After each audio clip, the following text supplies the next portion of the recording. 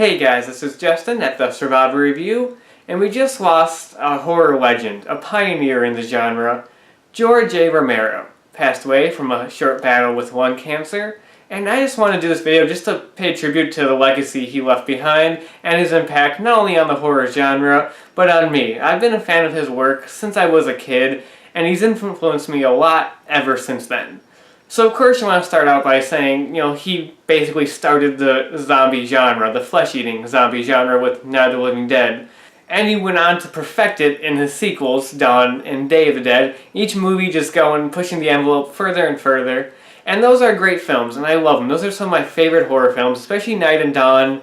We all know that Day is not up there as much for me, as much as it is for Sam. That's Sam's favorite of the trilogy. And speaking of Sam, I'm going to be mentioning him a lot in this video because I know Romero was a huge influence on him as well. Now, my history with Romero begins with Night of the Living Dead. I do remember watching that movie for the first time. I really liked it. It didn't totally shock me or anything since I'm kind of grew up in the modern era of horror movies, so it didn't shock me or anything, but I loved it. I loved the characters. I loved the tension in the movie between the main characters, the twist ending, which is just phenomenal.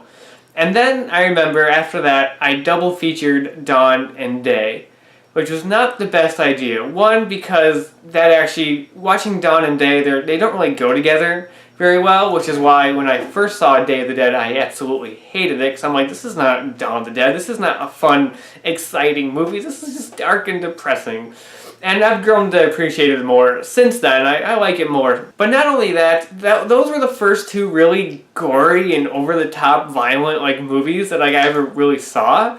And so I remember after watching those two movies feeling kind of queasy and being just like, okay, I didn't know what I was expecting going into it because they were zombie movies, but I didn't expect the effects to be that good and that visceral, especially for Dawn of the Dead, which was a 70s movie. I didn't think the effects would be that amazing.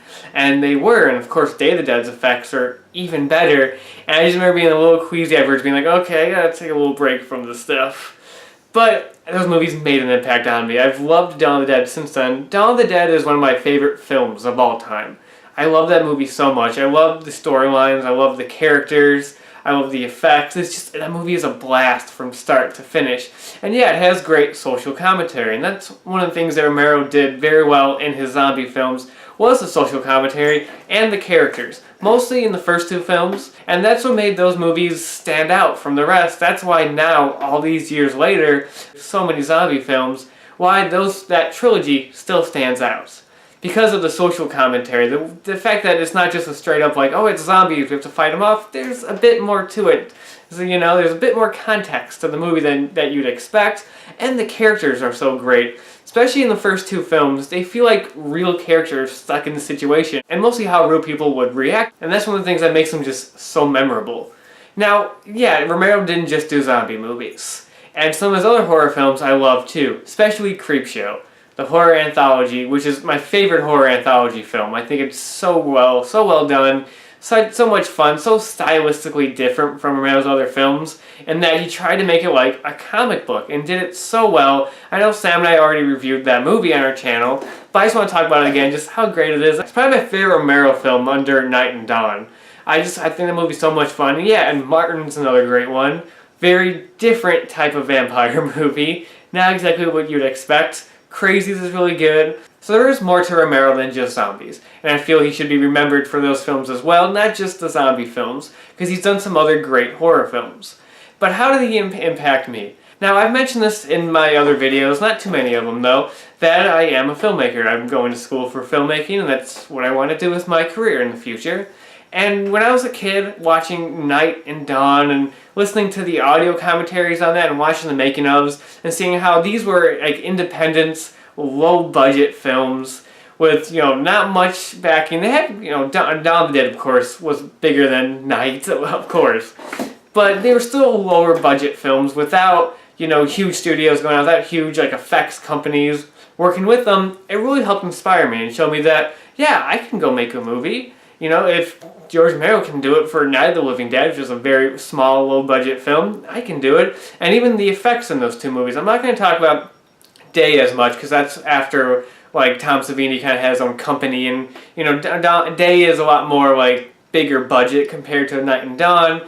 But with Dawn of the Dead, I don't even think Tom Savini really had a company. I feel like it was just Tom Savini doing the effects. And that taught me a lot. That actually helped inspire me because I made some movies with effect shots and, creative kills.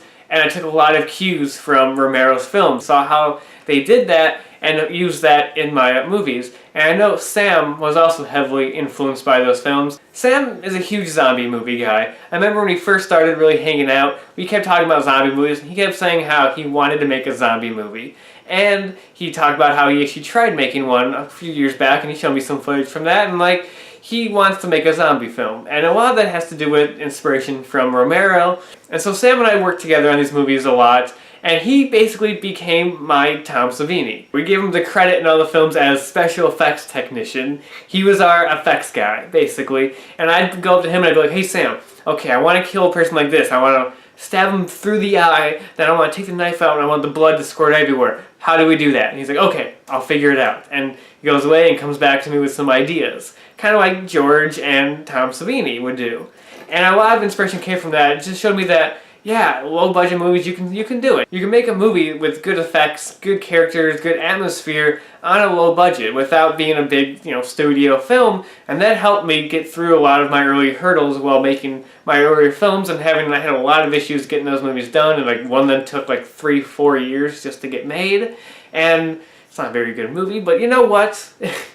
A lot of inspiration came from Romero and doing that, and that's how he heavily impacted me as a filmmaker, as a future filmmaker. I actually had the opportunity to meet Romero one year, and it was really cool, really surreal being able to meet one of my icons, but really awesome at the same time. I had him sign my Dawn of the Dead poster that had also gotten signed by the rest of the cast members, and he was such a nice, genuine guy, just having a blast signing his autographs for all these people that were there for him. And he was really genuine, especially when we went to sign my Dawn of the Dead poster, because all the cast members were signed on the bottom next to the logo.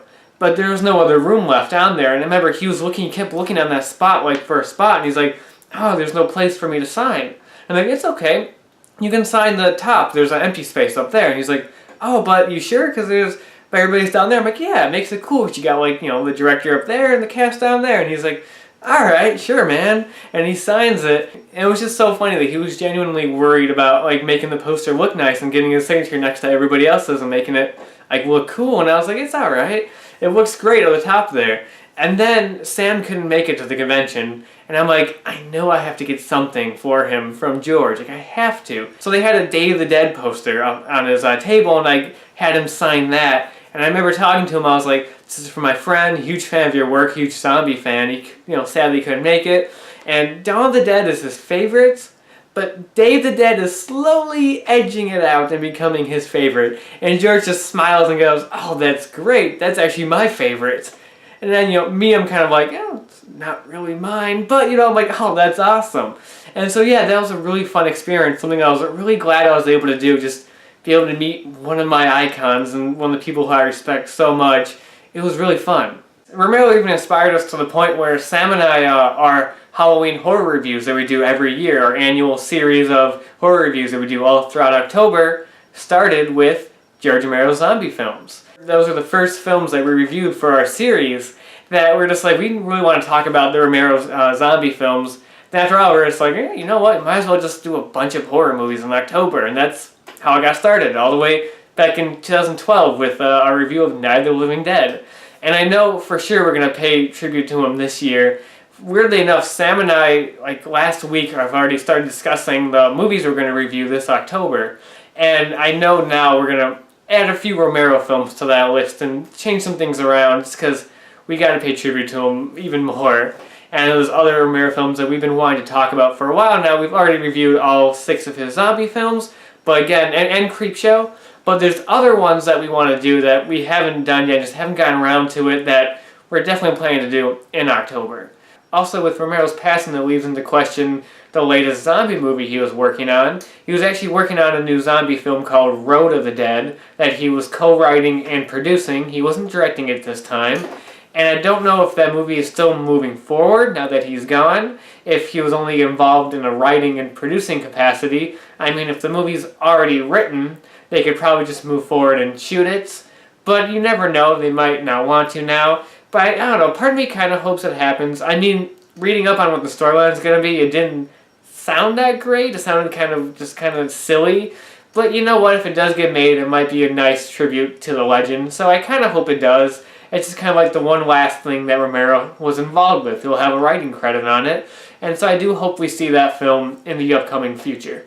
So George Romero, he's one of the greatest horror filmmakers, in my opinion. And not just because, yeah, he created the zombie genre, and that's so iconic and big. Not just for that, just because of how good his films were.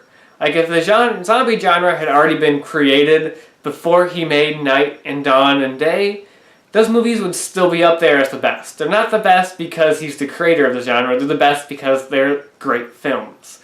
You know, and not only that, his other horror films, he had a lot of unique ones, like Creepshow, again, like the best horror anthology in my opinion. Martin, just another very unique one. He's had a unique take on horror films that had a bit more to it than you'd expect. You go into a zombie movie just expecting zombies, and like, oh, there's actually some social commentary. That's unique, that's very different. Oh, is this just going to be a movie about a vampire, right?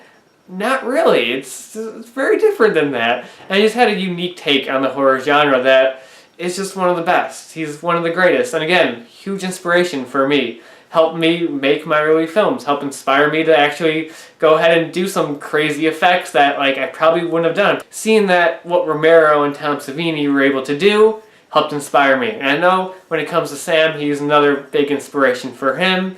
Again, helped him get into the zombie genre, and you know, was one of the main inspirations for a zombie movie he tried making when he was younger that I still want him to actually make. I want to see Sam direct a zombie movie. I keep telling him that. But yeah, that's what I really want to talk about when it came to George Romero. Just an icon, and just so unfortunate that he passed, you know. He's a legend, and he always will be. And yeah, it's sad that he's gone, but he has a huge legacy that he left behind that, you know, will continue on for years. That years down the line, people will still be watching his zombie films, and they'll still be up there as the greatest of the genre. And his other horror films are up there as some of the most unique and best films in that genre.